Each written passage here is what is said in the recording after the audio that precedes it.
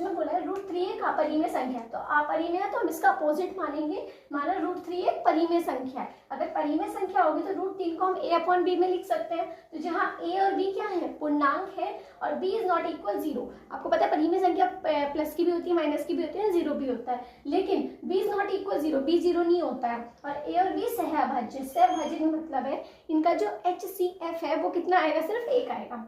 सो दोनों तरफ वर्क करने पर, लेफ्ट हैंड साइड है राइट हैंड साइड, दोनों साइड वर्क करेंगे तो इधर भी मैंने स्क्वायर चढ़ाया, इधर भी चढ़ाया। तो ध्यान से देखो, √3 मल्टीप्लाई बाय √3, रूट से रूट कट गया, तो जब डिजिट सेम होती है तो उसको हम सिर्फ एक बार लिखते हैं। तो मैंने 3 लिखा, इक्वल a का स्क्वायर a स्क्वायर, b का square b square, cross multiply कराया तो 3b स्क्वायर हो गया और a स्क्वायर, इसको हम मान लेंगे समीकरण 1।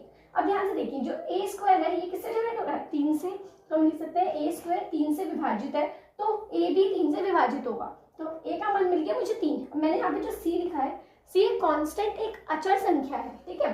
तो a का मान समीकरण 1 पे रखने पर, जो हमें a का मान यहाँ मिला है वो हम यहाँ पे समीकरण 1 पे रखेंगे। तो a की जगह मैंने रख दिया 3c का स्क्वायर। अब 3 का स्क्वायर क्या होता है, 9 होता है, एंड c का स्क्वायर आपका c स्क्वायर होता है, जो यहाँ मल्टीप्लाई में इधर आके डिवाइड हो जाएगा। 3 से 9 कटा 3 टाइम्स, तो b square is equal to 3c square आ गया। तो अब ध्यान से देखिए, b स्क्वायर भी 3 से विभाजित है तो b भी 3 से विभाजित होगा। अब यहाँ a भी 3 से विभाजित है और b भी 3 से विभाजित है, यानी कि ये जो विभाजित हो रहा है इनका HCF आ रहा है 3। लेकिन मैंने आपको बताया था अगर परिमेय संख्या है तो सहअभाज्य क्या होगा, इनका HCF कितना आना चाहिए, 1।